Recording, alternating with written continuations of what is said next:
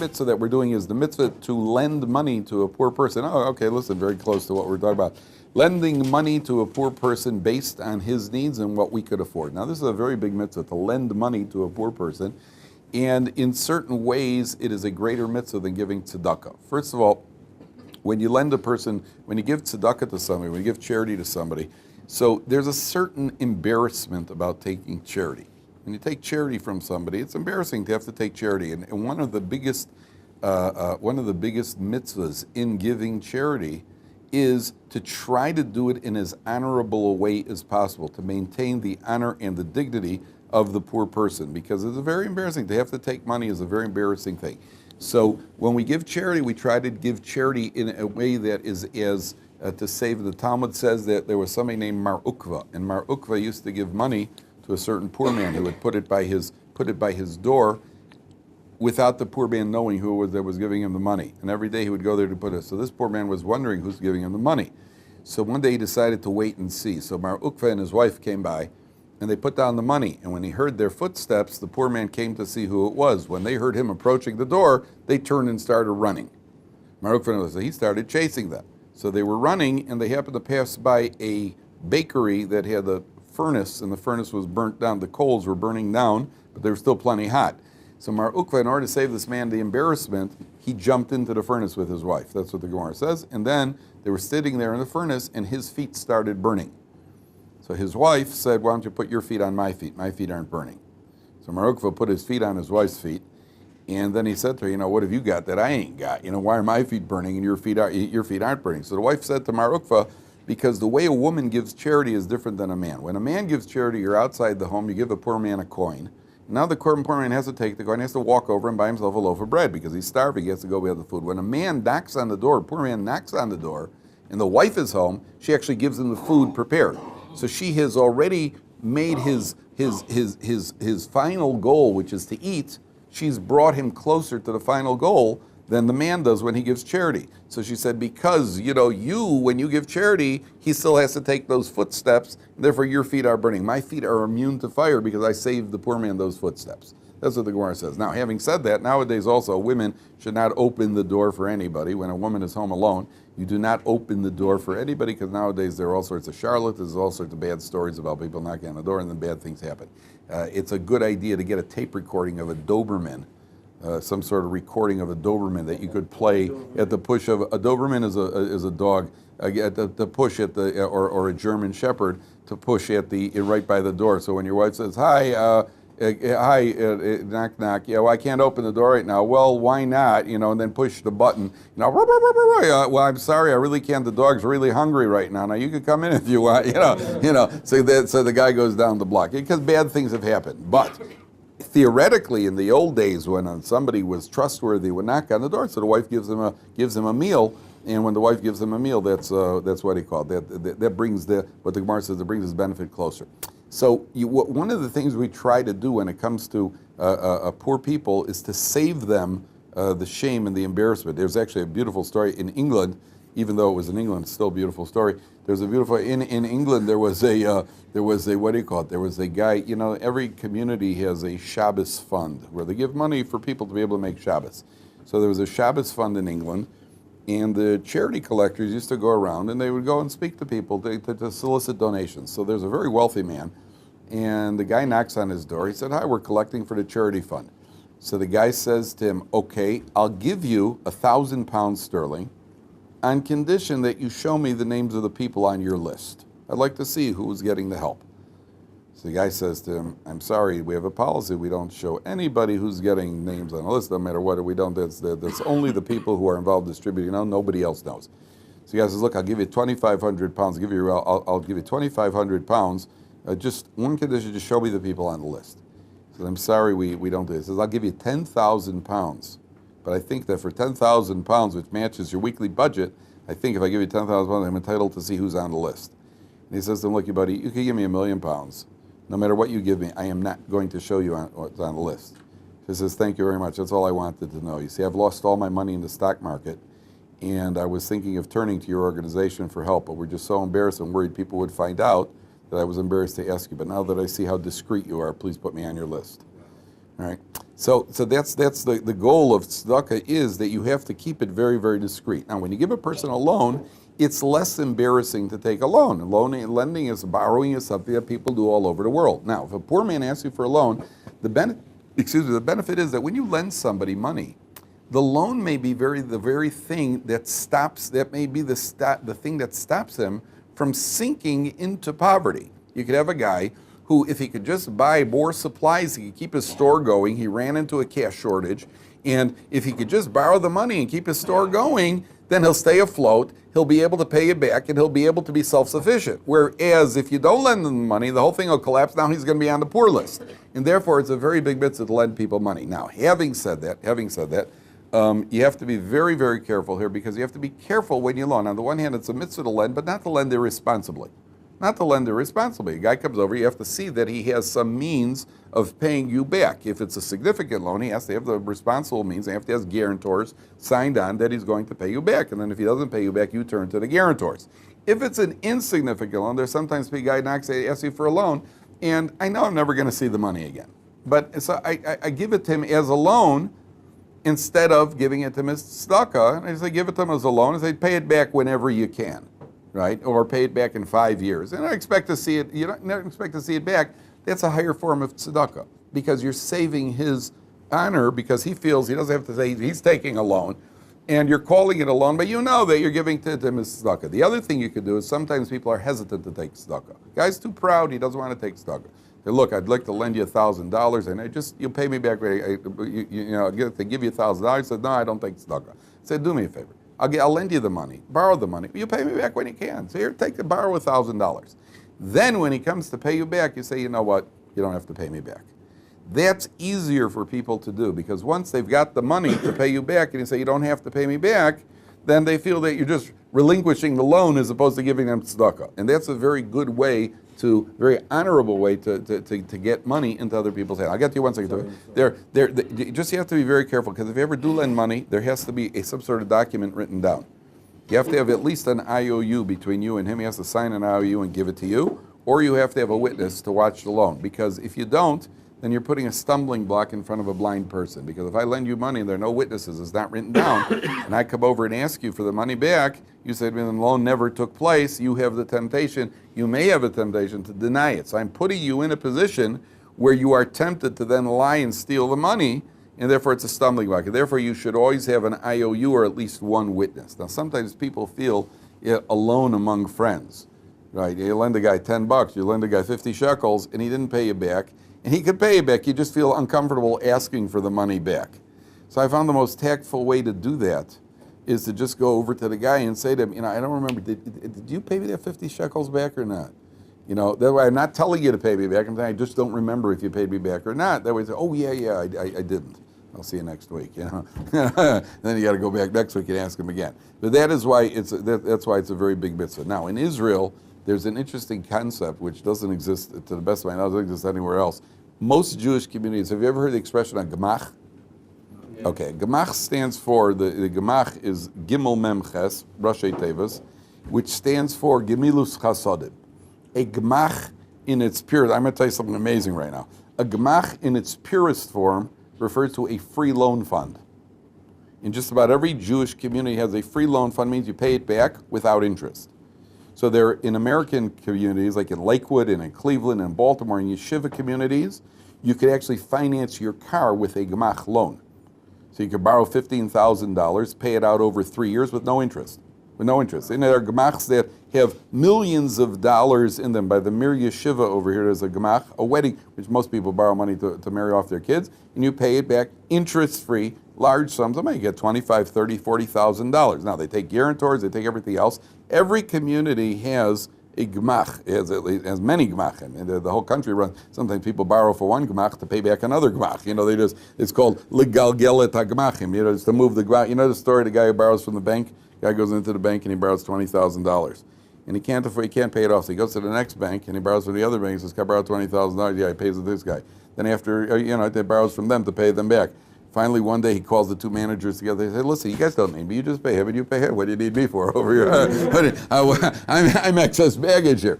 So the concept of gemachs exists, and it's a beautiful chesed because the Chafetz Chaim says if you have money that you'd like to do a mitzvah with, put your money into a gemach. Because if you have, let's say you have $10,000. Now, you could do one of two things. You could invest it, make interest on it. You could put it in the bank and make interest on it. Sometimes you could lose your money. But the surest investment for your money, put your money into a gemach. The payback is guaranteed. You'll get your $10,000 back.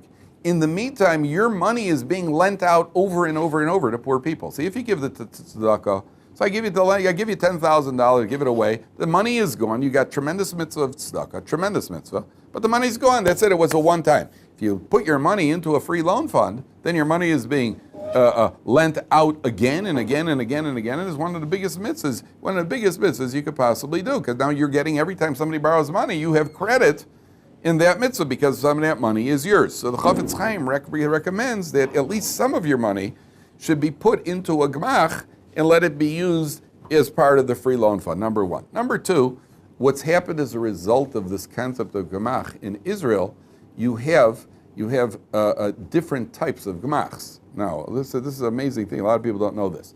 In our neighborhood alone, there must be about 50 different types of gemachs. So there is a free loan fund for money.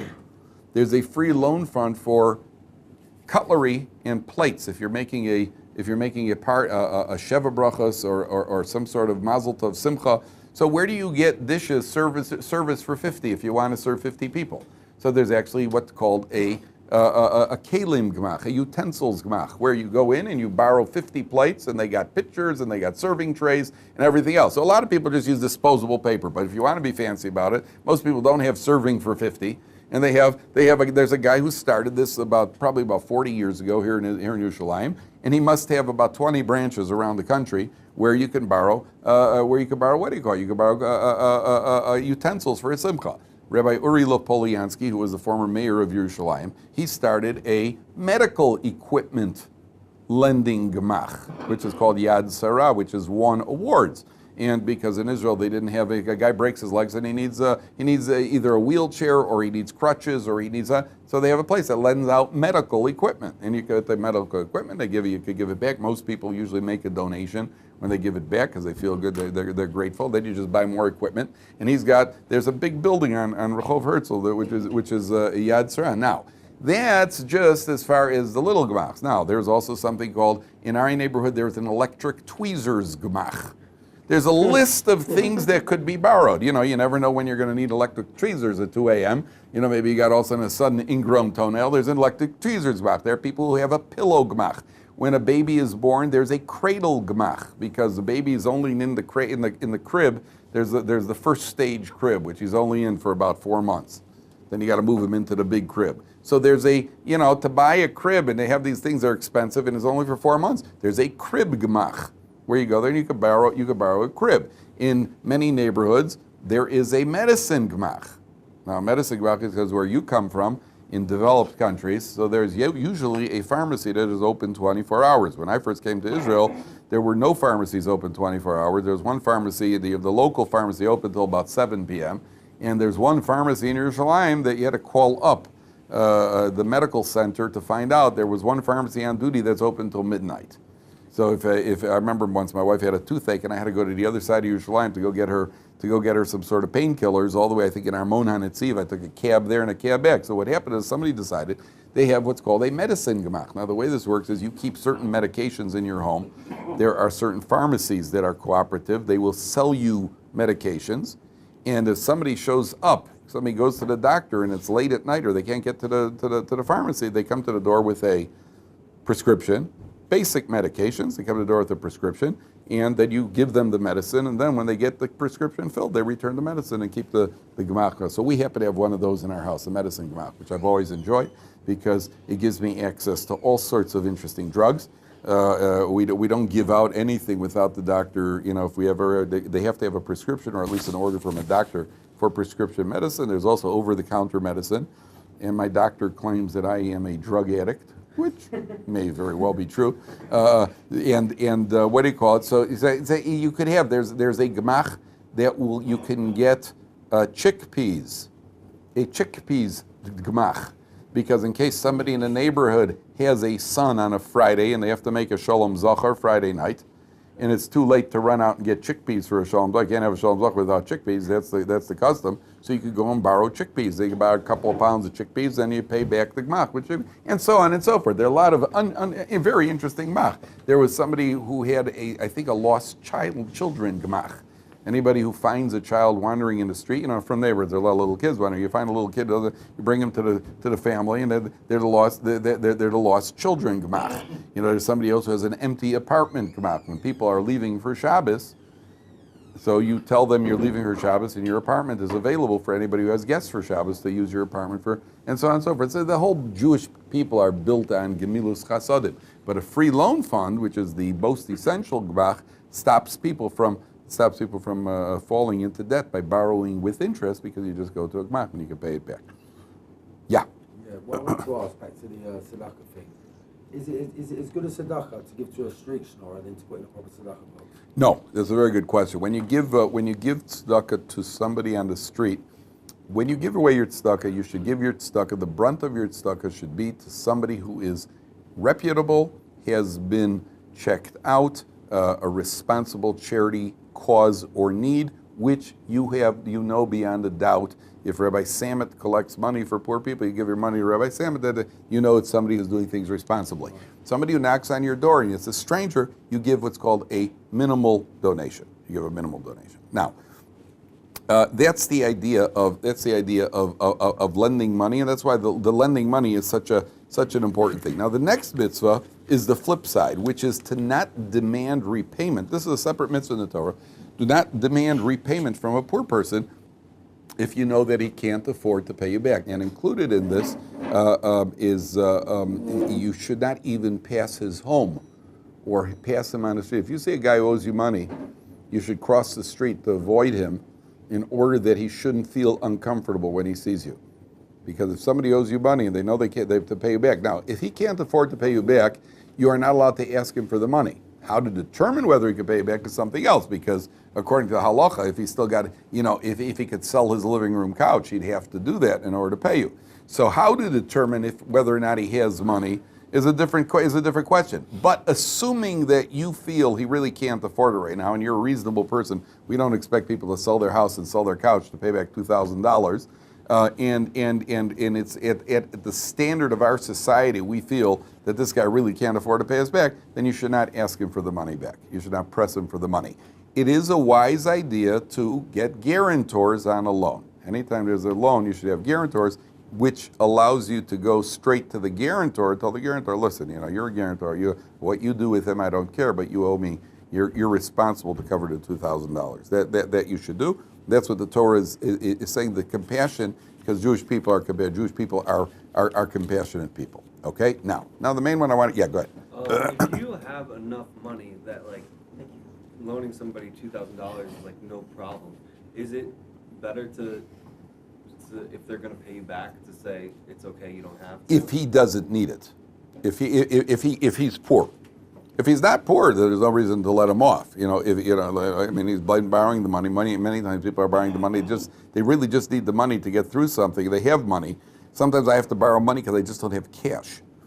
I have the money either in an American bank and it hasn't been transferred, or I just haven't got cash accessible. So you borrow money, I'll give you back as soon as I can cash a check. I don't need the money. If I ever do borrow money from you and you want to let me off, by all means, I have no problem. If I get any volunteers here, please let me know and line up afterwards, and I'll sign you up. But that's certainly not something you should do. You have to do if somebody can afford to pay you back.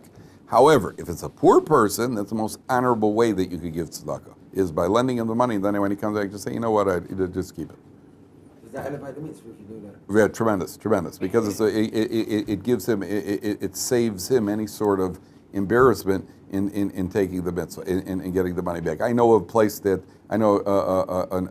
somebody who distributes, this is such a beautiful mitzvah, I can't get over it. Somebody distributes, a wealthy man who funds the distribution of about 700 cartons of chickens in Yerushalayim every week that are distributed. 1 second, that's just the tip of the iceberg. He funds 700. Now, one of the things he does with the poor people is that they order it and they pay a token amount.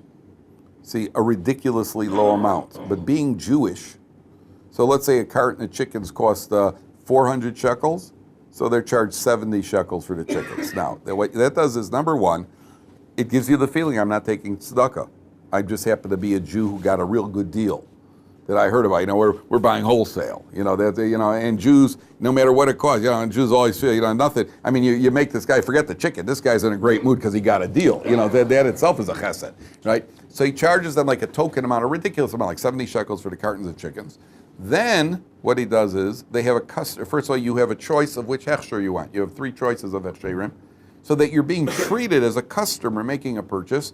Then he's got a customer service center where people call up the people who bought the chicken and say, were you satisfied with the quality? Is there something, that sort of thing, so you really feel Jewish. I mean, you really feel that you really feel like a customer over here, you know. And as a result, and it's a beautiful, beautiful chesed, because it saves people the honor. I know another organization that distributes packages for Pesach. Now they distribute a package with matzah and chickens and meat and wine, that sort of thing, probably worth about 900 or 1,000 shekels, which they sell for 150 shekels.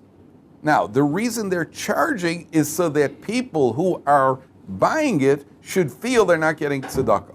And it's worth charging them the token amount in order to take away the feeling from them that they what do you call it? I remember my parents, when we moved to Israel, I was a little kid, and even better looking than I am now. And when my parents were selling the furniture. So they invited one of the rabbis who taught in the day school, and like most day school rabbis, he didn't have much money. And he came into the house. We had these beautiful living room chairs, and my parents sold him the pair of living room chairs for $18 each. I knew these chairs cost a lot more. My parents said they got to get rid of it. They said to him, do us a favor, just take the chairs. $18, we got to get rid of the chairs because we got to move. We're moving, so we're selling everything. So he bought the chairs. So I was like, you know, why? You know, why so cheap? And they said, look, he can barely afford it. He needs chairs. He's never had a chance to buy nice chairs. And this way, by charging him, he feels that he bought it and did them a favor by taking it out of the house. He's still got, to this day, he has the chairs. He has our living room chairs. I feel like getting them back for about, I'll pay him $25 and take them back. You know, he's got the living room. So you have to understand that sometimes charging a person gives him the feeling, because nobody likes to feel that they're taking. That's part of the chesed. This guy with the chickens is unbelievable, because you know, not only he's doing it in such a way, it's such a clever way to make them feel that they're a real customer. And the guy just feels, listen, I got a bargain. You didn't hear about it. Too bad. I did hear about it. Every Jew likes a deal. You know, for a deal is, you know, we wake up for that in the morning. That's the idea.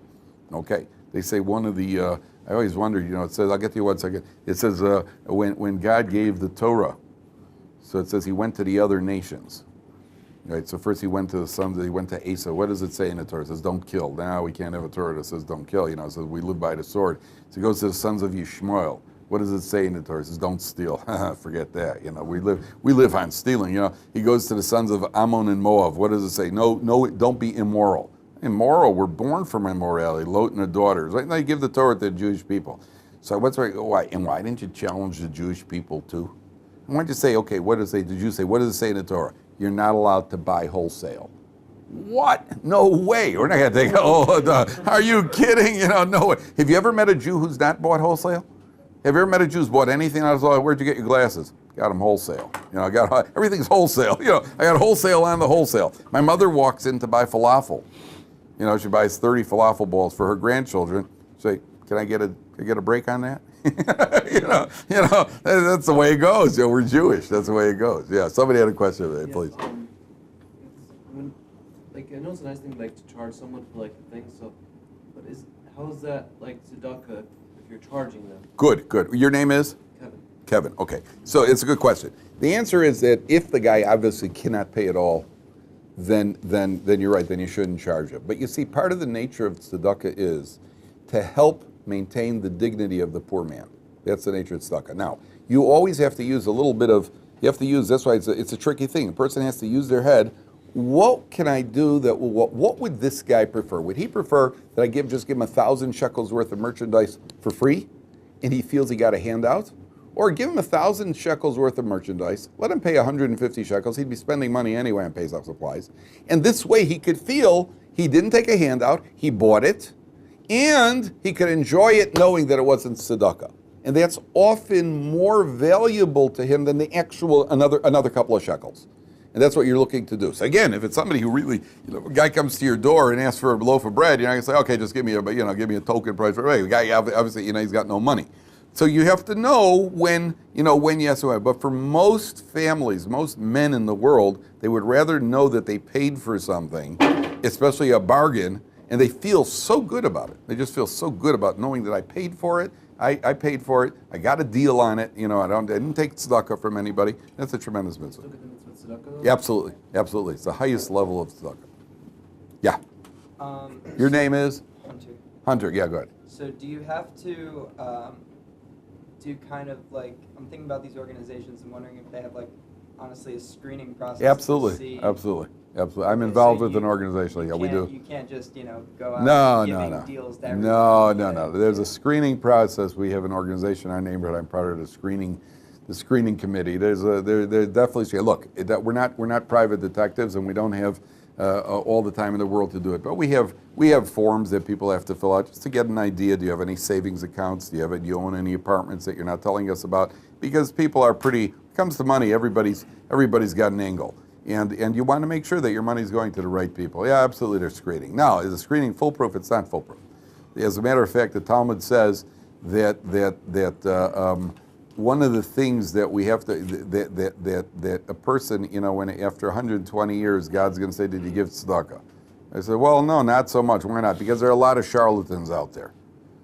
So in heaven, they're going to say, "Yeah, but why should the real poor men lose out because of the charlatans? They got nothing to do with the charlatans." Two guys knocked at your door. One's a charlatan, one's genuinely poor. So you didn't give to the poor guy because you're worried he's a charlatan. It wasn't my fault.